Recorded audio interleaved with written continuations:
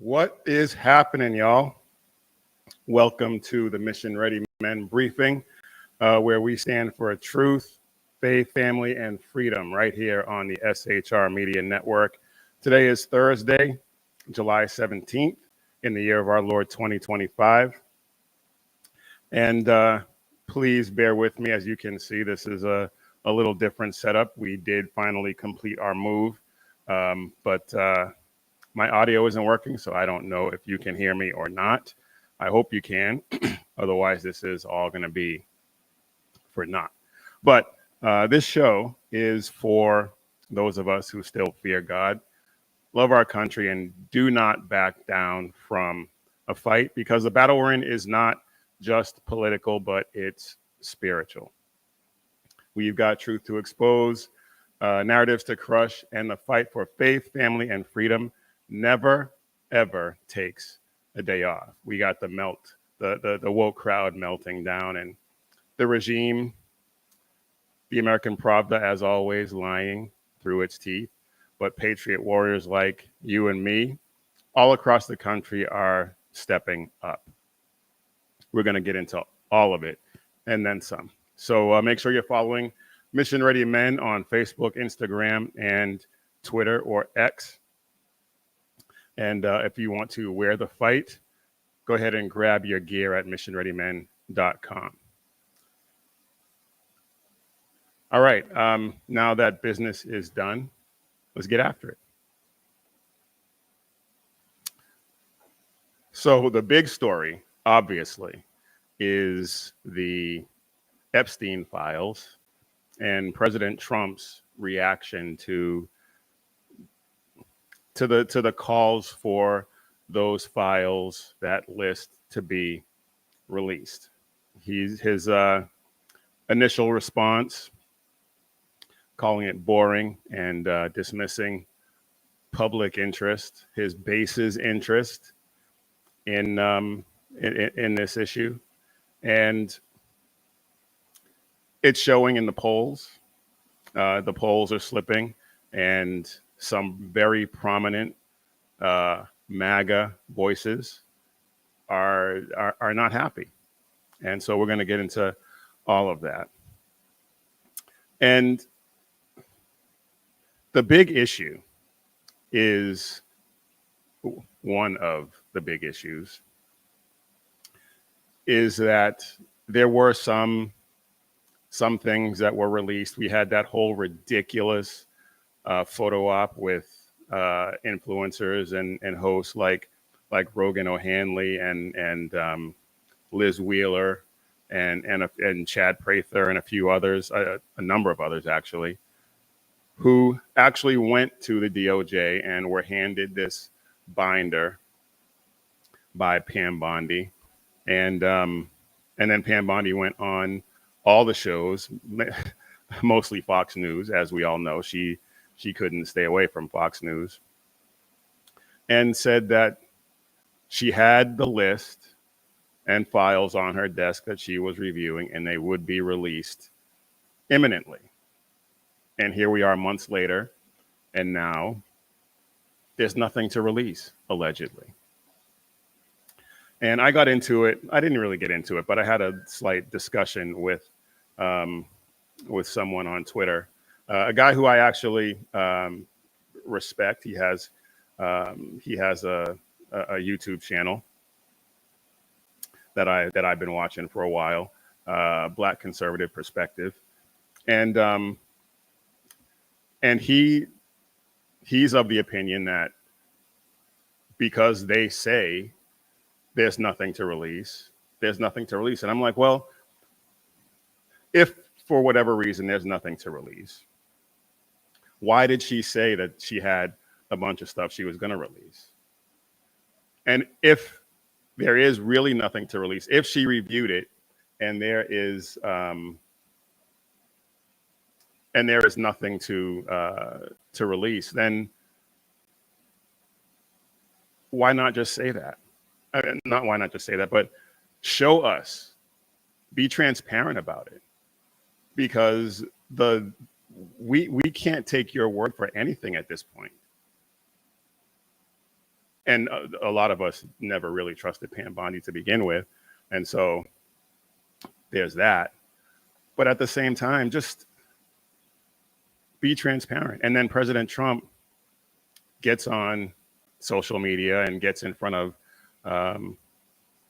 gets in a press conference in the Oval Office and says that people who believe that there's something to release are weaklings and it's a hoax and no one cares. And come on, you got to do better than that. And for all those people out there who claim that MAGA is a cult, who claim that Trump supporters are in a cult, this is me right here calling President Trump out, because the way he's handled this over the past week and a half has been abominable. And I don't want to say he can't recover from it, because he can, because pretty much everything else is going well. So he can recover from it, but he's going to have to do some damage control. He's going to have to come out and say, I was mistaken for calling my base weaklings. And of course, he's not going to use those words, but he's going to have to come with some contrition and say, hey, I made a mistake. And I don't know that it's in his DNA to do that. And he's going to have to do some damage control with some prominent voices in his base. Michael Flynn, Dan Bongino, Laura Loomer, Steve Bannon are all upset. And he called these people weaklings. He said these people fell for the hoax, hook, line, and sinker. And these people have been loyal to him from the get-go. And he's just, yeah, they're weaklings. They're stupid. That's going to take some serious contrition on his part. And to just say Pam Bondi, if she can release whatever she wants if it's credible, come on, man, come on. You have got to do better than that. You've got to do better than that, because this is too important. And if Bondi was mistaken, if she was just trying to placate the base, thinking there was stuff there when there wasn't, and she hadn't reviewed it yet, and if the only thing that Ghislaine Maxwell was convicted of was trafficking young women to Jeffrey Epstein only, and there were no other pedos involved, there were no other criminal activity involved, there's something there that can be released to show that. And they're not doing it. And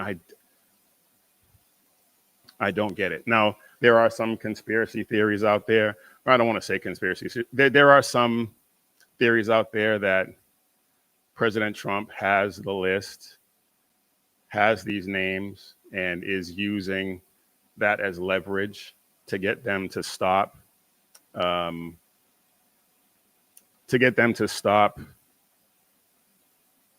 going after him with lawfare and stuff like that. Maybe, but that's not justice. That's not justice for the victims. And I would like to believe, I'm not saying it's not true, but I would like to believe that it's not true. I would like to believe that he is playing in good faith, and that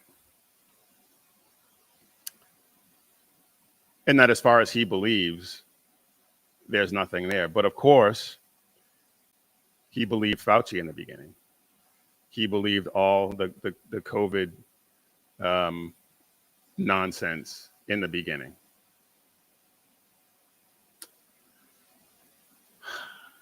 I don't know. I don't know. I had some sound um, for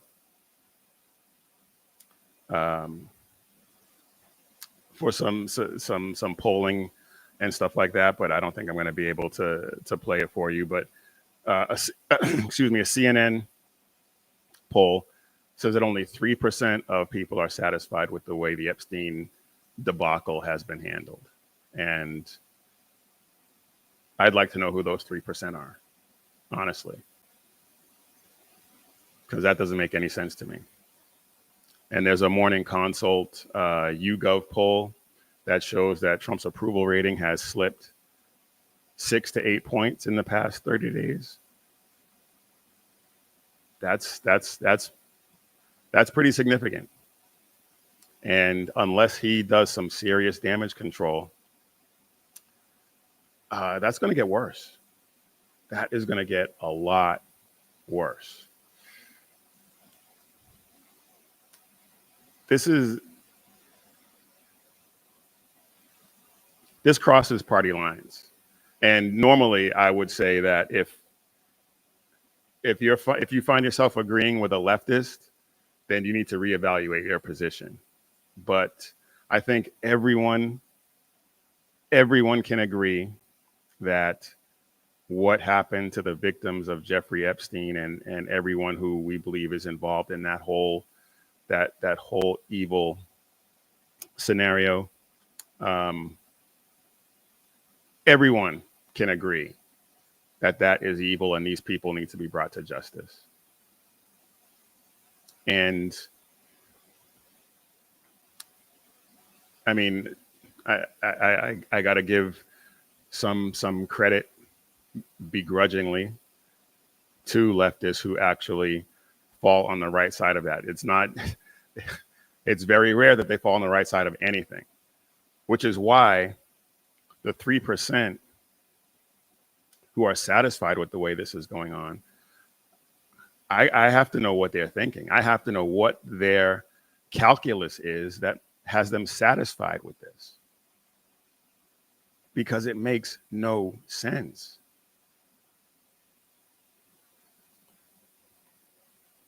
I mean, this has the potential to be catastrophic for President Trump. I don't know that it will be, because, as I said before, everything else is going. So, and that's part of his issue with this, is that he doesn't want this negative story to overshadow all the successes that he's had, and he has had some seriously massive success in the 6.5 months that he's been in office. 6 months that he's been in office. And on a certain level, I can understand that. On a certain level, I can understand why he doesn't want any of that negativity to bring down the success that he's enjoying right now. But the justice for the victims has to outweigh that. It has to. Because the success is going to be there regardless. So the fact that he came out with this, calling people weaklings and saying they're stupid for falling for the Democrat hoax, hook, line, and sinker, that's going to be tough to forgive for a lot of people. That's going to be tough for a lot of people to overlook. I'm going to have a hard time overlooking that.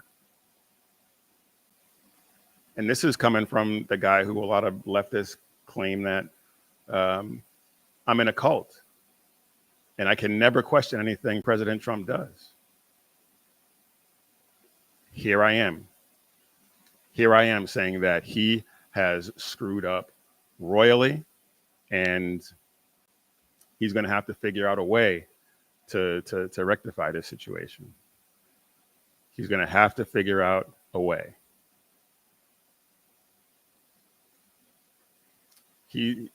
part of what he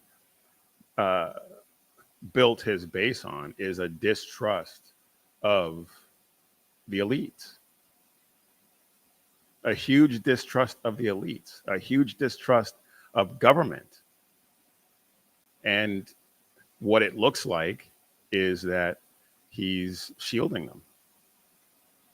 Now, there have been some reporters, John Solomon being one of them, who say that everybody needs to just calm down and that this is all going to work out, and just give it. I read that last week, so just give it another week, and everyone's going to be happy. I trust John Solomon. He's one of the few reporters who actually reports. He's one of the few reporters who actually questions the narrative on both sides. We'll see. We'll see how that plays out. I am still skeptical. I am still skeptical. This is going to be tough for him to course correct on this. It's going to be really tough. Can he do it? Yes. Is there a path forward? Yes. But will he do it? Will he? Will one of the things that I suggested in my conversation with on Twitter with somebody is that appoint a special counsel. Appoint a special counsel to seriously investigate this. And then let the chips fall where they may. Will he do it? I don't know. I don't know. I pray that he does, because otherwise this is going to be a black mark on an otherwise brilliant to this point presidential term. I mean, he's had some prominent skeptics come around to his side. And this could undermine all of that.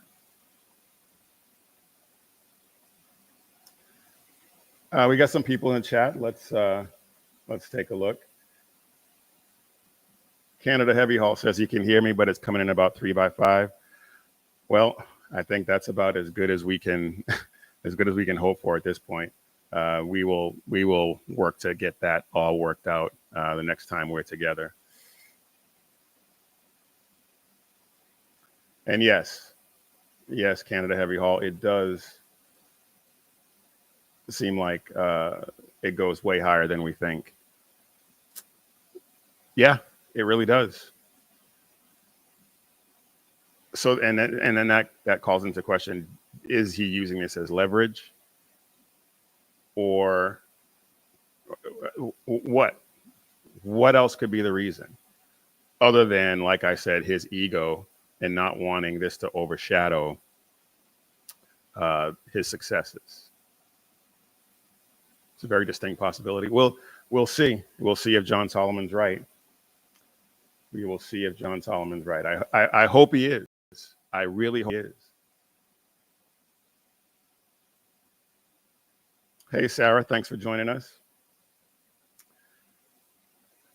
All right, so,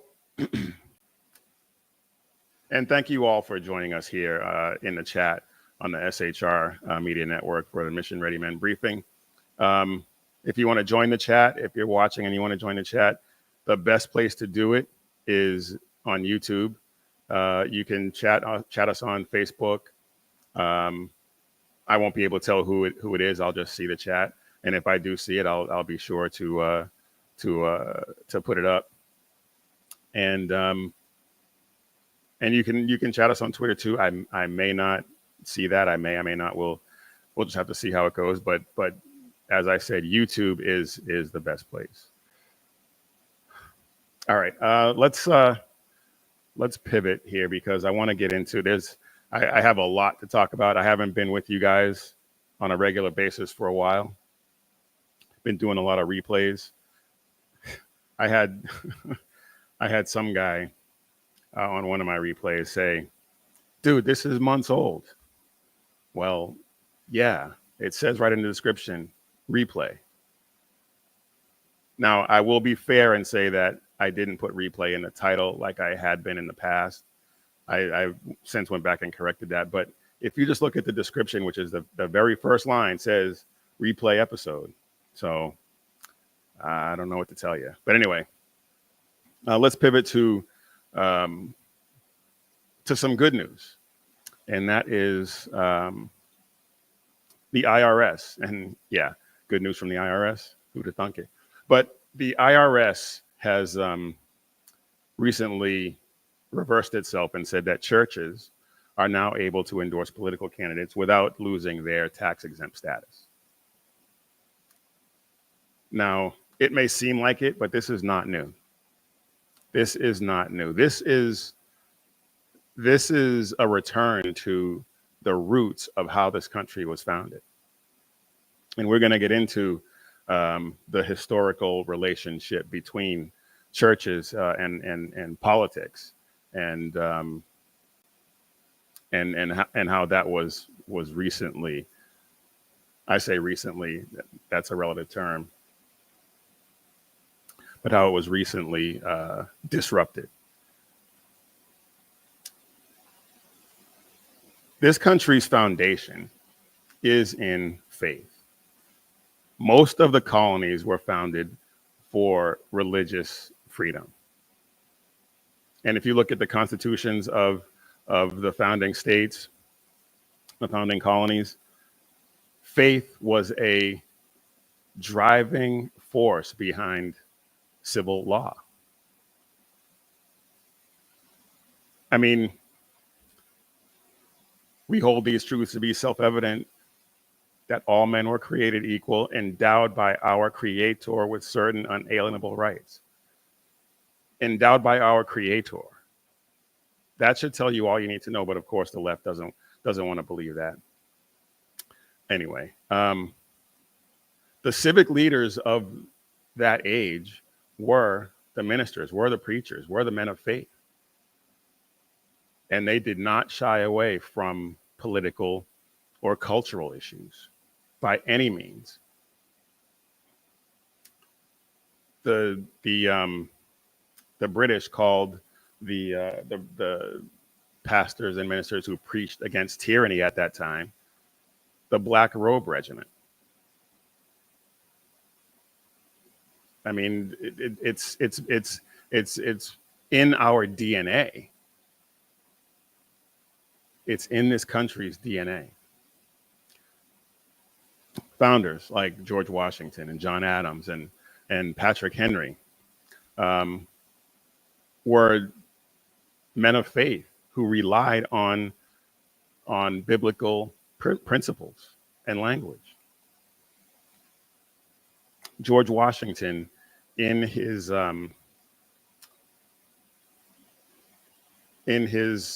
Thanksgiving Day proclamation on the first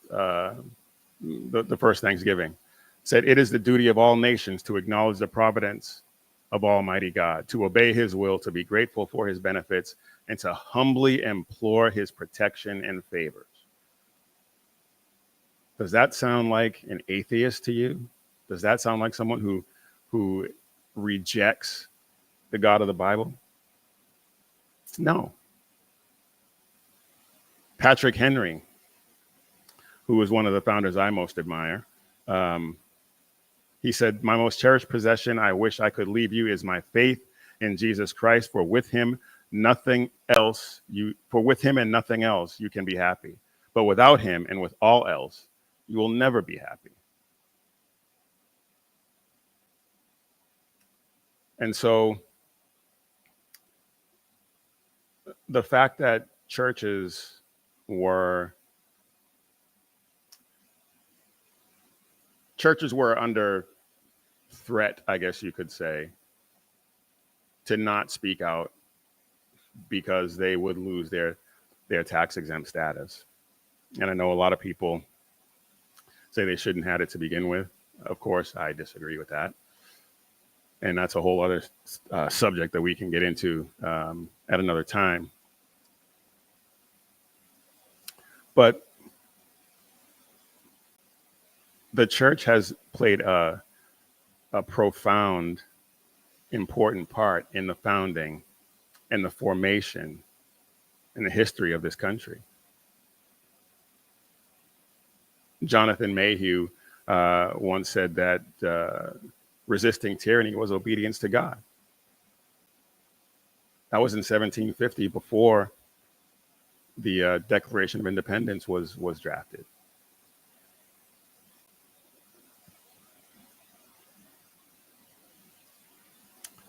The church they didn't just moralize at this point in time. They were political mobilizers. The church was a driving force behind political activism. And I don't know whether or not Lyndon Johnson, when he inserted the amendment in 1954 to silence churches in particular, but that amendment barred charitable organizations from engaging in political activism. And because churches fell into that category, they didn't want to face the IRS. Nobody wants to face the IRS.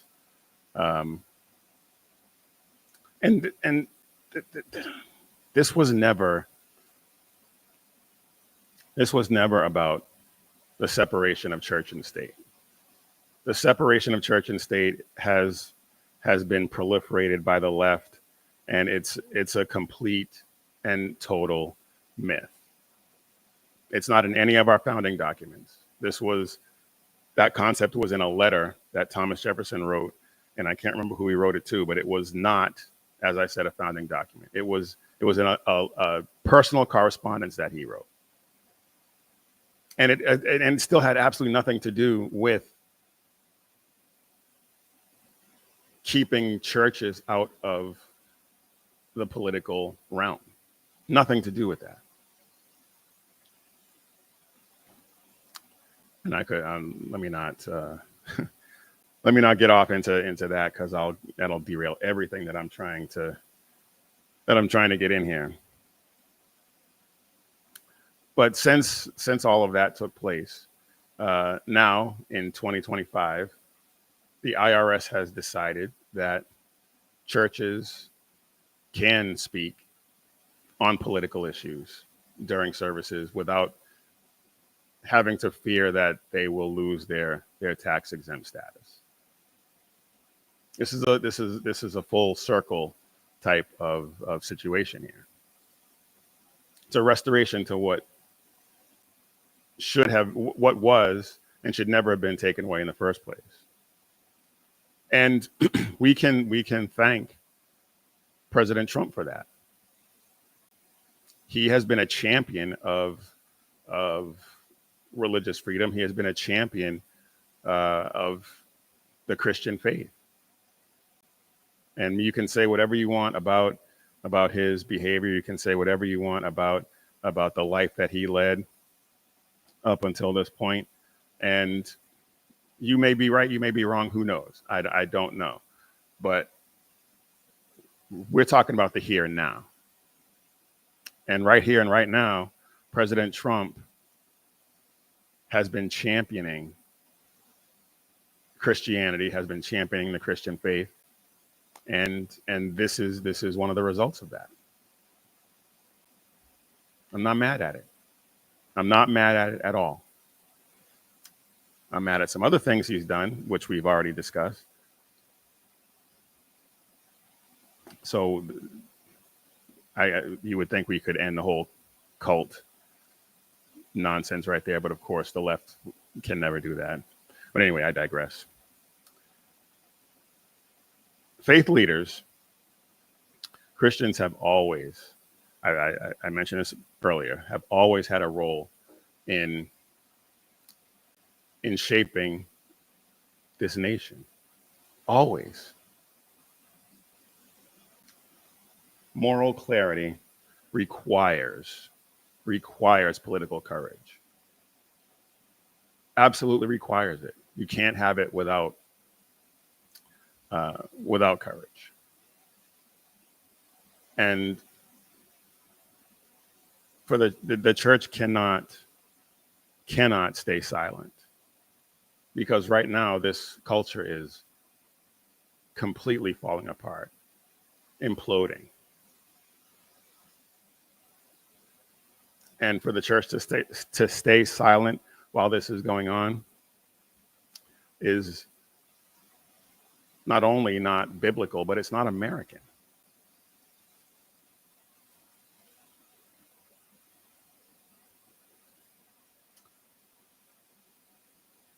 I was going to get into George Washington's farewell address. Actually, you know what? Yeah, let's go ahead and do that, because that's important as well.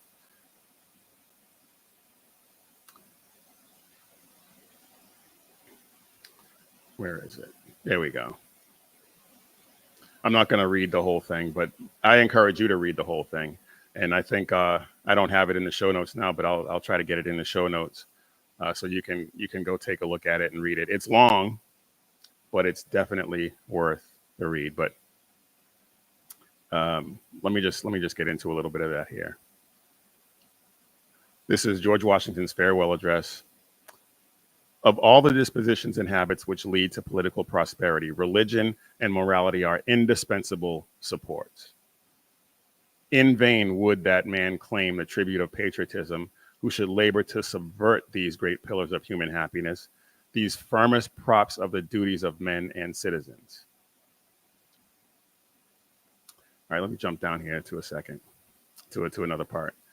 And let us with caution indulge the supposition that morality can be maintained without religion.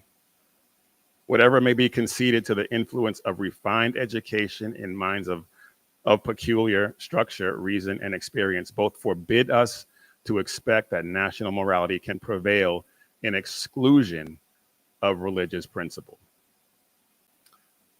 That is, it's almost like he's alive today, because that is so apropos for what we're seeing in the culture today. So yeah, let me yeah, I'm gonna get a link to that in the show notes so you can read it for yourself, and set aside some time, because it's pretty long, but it's worth it. It's definitely worth it. All right, let's go ahead and get in a word from our sponsor today, because I got a lot more I want to get to. But our sponsor today is Carry Girl Gear. So, guys, if you're looking for a solid gift for your wife or your girlfriend or your daughter, check out carrygirl.com. We've got some of the best looking, highest quality shirts out there, bold designs, great fabric, and stuff she will actually want to wear. And it's not just shirts. We've got drinkware, hats, and a whole host of accessories that she will absolutely love. And if you're like a lot of guys, and gift buying isn't your forte, if knowing sizes and stuff like that is not your strong suit, then go ahead and grab a gift card and let her pick it out for herself.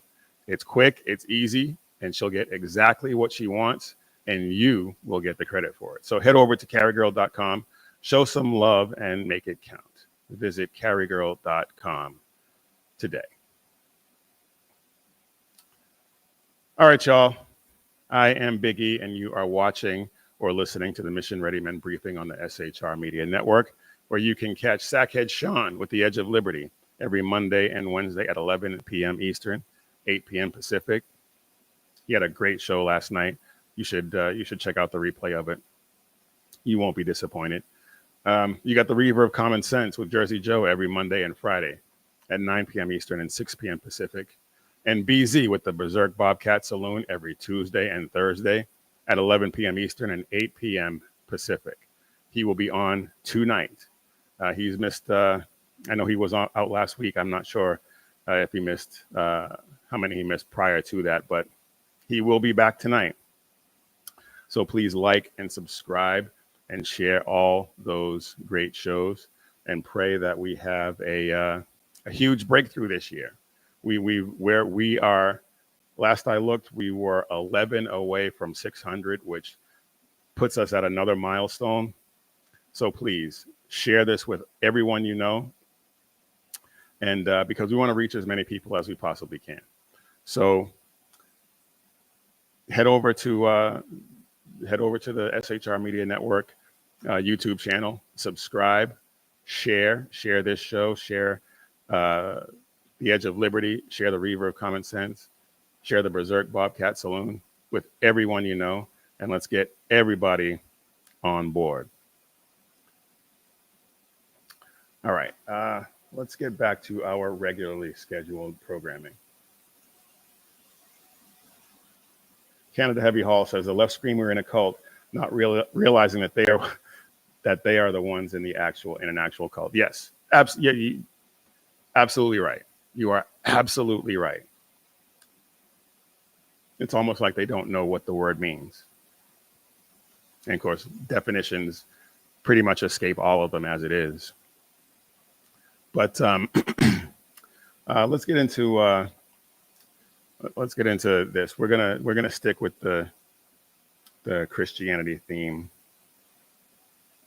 because I really wanted to get into this because my mother is a big fan of these people, and to see what happened over the past, I guess, week or so has been a disappointment for a lot of people. And well, let me just get in. Let me just give you a brief introduction. Chip and Joanna Gaines, they made their names on, I believe, HGTV. Christian couple became famous by, I guess, rehabbing homes or flipping them or something like that. I'm not entirely sure. I just know that they were on HGTV, and it had to do with something like that. And they now have have their own network. And it's called the Magnolia Network. And one of the shows that they are producing is called Back to the Frontier.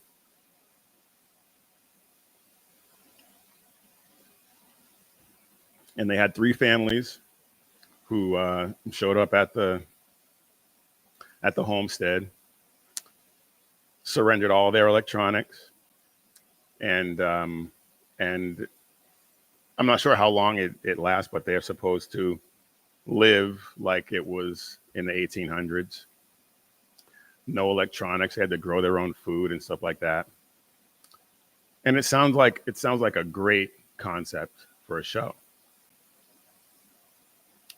And one of the quote unquote families that showed up for this thing was a same-sex couple and their 2 twin boys. 2 twin boys that they somehow acquired. It obviously wasn't the traditional way. And they got a lot of backlash for that. A lot of people said that they were going to watch the show. When they saw that, they tuned out. And a lot of people who heard about it just said, I'm not going to bother. And Chip Gaines decided he didn't like the backlash that he was getting. And so let's take a look at that. because his response as a supposed Christian is very, very telling.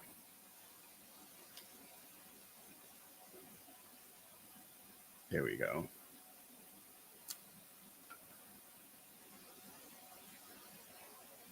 So this is Chip Gaines' response.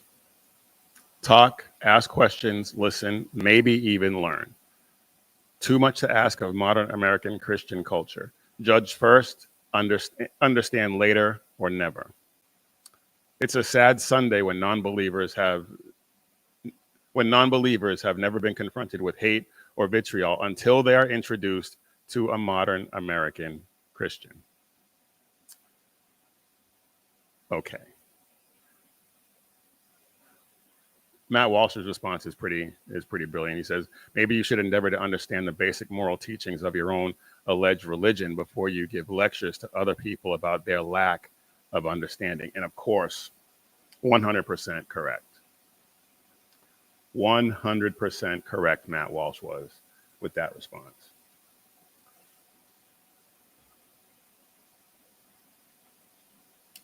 It is not hate to point out sinful behavior. There is a way to do it that is hateful, but that's not what was happening here. And to suggest that pointing it out as opposed to suggest that pointing it out is hateful as opposed to just minding your own business and letting people just do it without warning them about the wages of sin is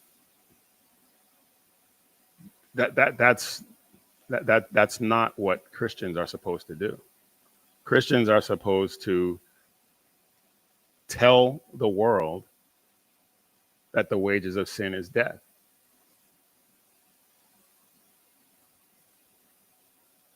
And the free gift of God is eternal life if you accept him and believe him and confess him. You will have those things. And to say just live and let live, that's not what Christian love is. Christian love is telling these people that's wrong and you have to repent. And as a Christian, he should know this. As a Christian, he should be one of the people, he should not have had this on his network to begin with.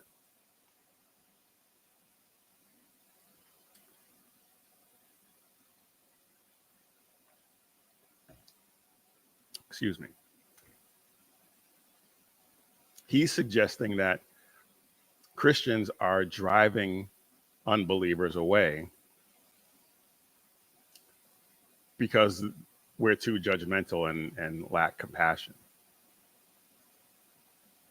So that says that the problem isn't the actual sin that people are committing and living in. It's the people who have the moral fortitude to call it out, have the biblical principles and knowledge to call it out.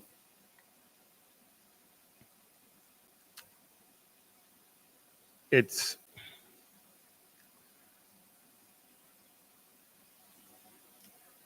really doesn't make any sense.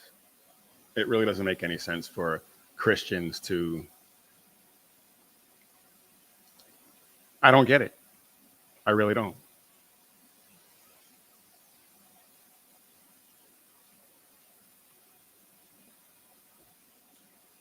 Kennedy Heavy Hall says the second a show I like goes woke, I quit watching it.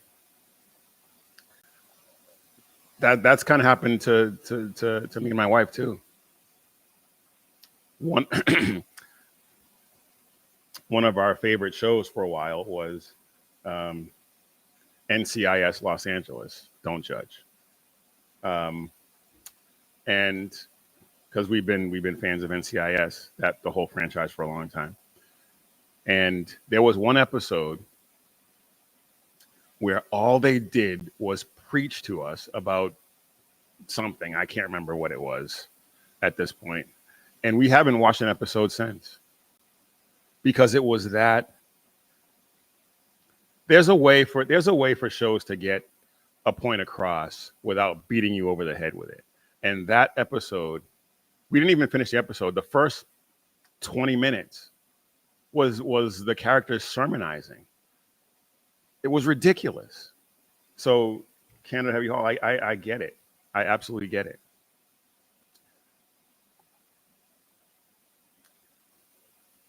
But what Chip Gaines did with this statement, he did a couple of things. He proved that his faith is very weak. He proved that he has fallen victim to the pressure campaign to normalize sin and to silence biblical truth.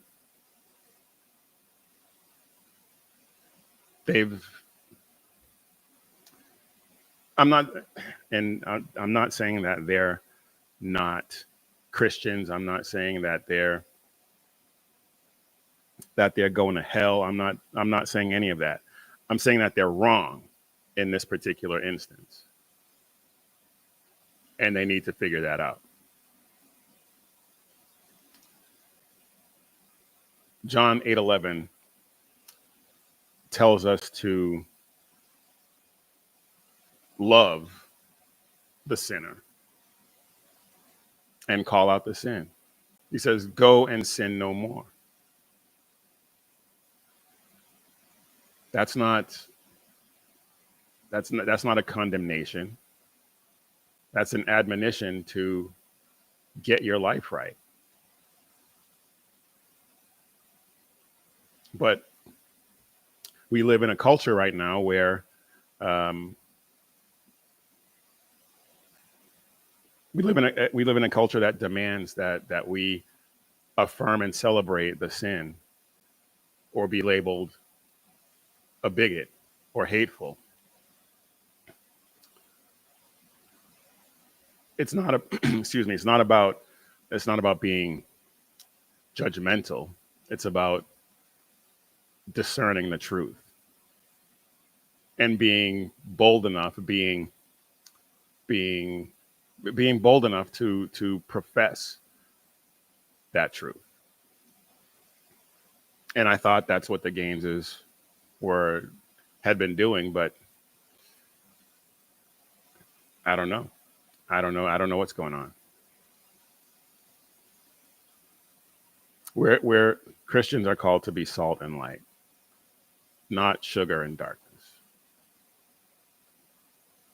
And it can't all be sweet and it doesn't always taste good to call these things out. It takes boldness and it takes faith. And I don't know what's going on with the Gaineses. But Galatians 1:10 says, am I now trying to win the approval of man or of God? Well, right on through here, we're trying to win the approval of God. And I'm not sure what is going on with the Gaineses at this point. I pray that they get it together, but we'll just have to wait and see.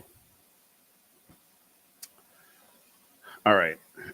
I am very long-winded, aren't I? I have so much else I wanted to get to. And let's see if I can speed run through some of this. So the rescissions bill passed the Senate, is on its way back to the House to approve the changes. I'm not going to get into the changes. That's another topic. We could get into that and spend another hour on all of that nonsense. But one of the big things was that PBS and NPR are about to get defunded. And the fact that we've been using our tax dollars to fund this American Pravda outlet, these American Pravda outlets,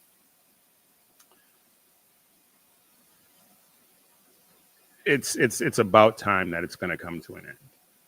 They openly hate conservatives. They openly hate Christians, and pretty much anyone who believes in God and the Constitution. And here's the thing: it's not public. They like to pretend that they're basically running on fumes. Excuse me. Sorry about that. They like to pretend that they're running on fumes, and really, in reality, only 15% of their budget comes from federal funding. The rest is private donations, corporate advertising or underwriting, as they call it, and wealthy left-wing foundations. So why do American taxpayer dollars go to it at all?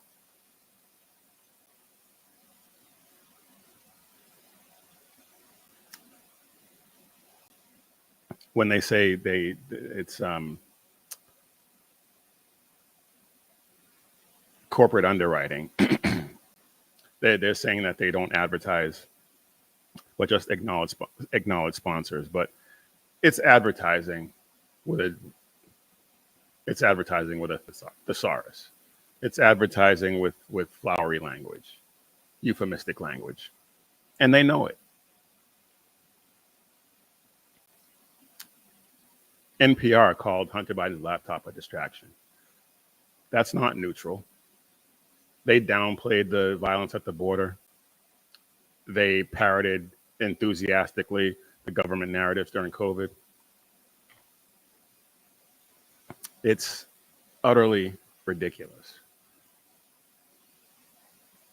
They push gender ideology. They push racial tension, anti-Christian values.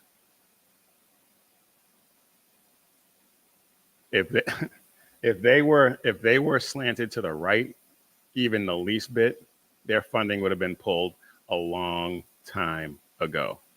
You know it, and I know it, and they know it. This is just the latest in a long line of power grabs, and the fact that that's about to come to an end. These entities are not going to go away. Some of the smaller ones may go away, but as an entity, the corporate broadcast, what's it called? The Public Broadcasting Corporation, NPR, PBS, they're not going anywhere. They still have their wealthy donors. They still have advertising that they sell. It's not going anywhere, but I am thankful that our tax dollars are no longer going to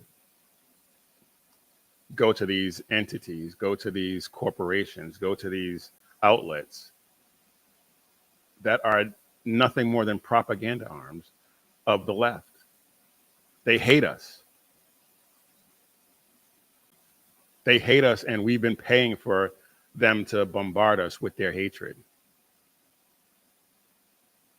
They'll still be able to bombard us with their hatred, but at least we won't be paying for it.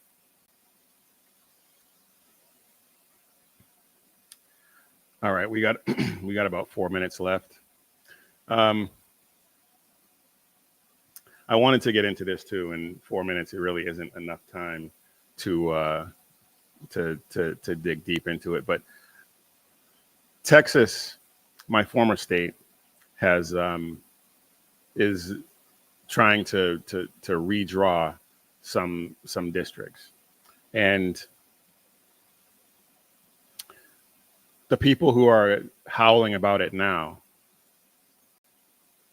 are the same people who screamed that that the way these maps were drawn back in 2021 was racist. But now, when Texas is okay, we're going to go ahead and redraw them. Now it's still racist. Maybe it was never about race in the first place. Maybe it was about power.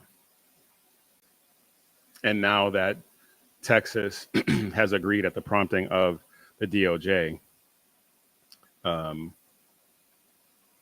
they've agreed to redraw these maps, and it may result in, President Trump says it may result in five seats in in the Republicans' favor. Now it's racist again, even though it's the same map. It hasn't changed. It's the same map that they said was racist in 2021. But now that the Republicans have decided to agree to redraw them, now it's racist again. These people, the only thing consistent about them is their inconsistency. All right, you know what? We are going to, I'm going to get into this deeper next time, because it's something that I really want to dive into. And also I wanted to get into the whole St. George, Baton Rouge thing in Louisiana, and what that could mean. But we really don't have time at this point. But excuse me. Anyway, folks, that's going to do it. That's going to do it for us this time. I will keep trying to make each episode better than the last. If any of what I said hits home, please take a second to like and subscribe and share it with everyone you know. And not just my show, but the Berserk Bobcat Saloon, the Edge of Liberty, and the Reaver of Common Sense. Please like and subscribe and share all of these great shows, because we're not just trying to opine into the ether. We want to spread the gospel of Jesus Christ and carry the banner of faith, freedom, and hope for future generations. So if you want some cool gear, head over to missionreadymen.com, click Shop 7 Armors, and check out all the great designs that we have over there about bold faith, true grit, and unapologetic patriotism. And as always, when seconds count, the police are only minutes away, but the Lord is right there with you. So keep your prayers going up and your head on a swivel. God bless.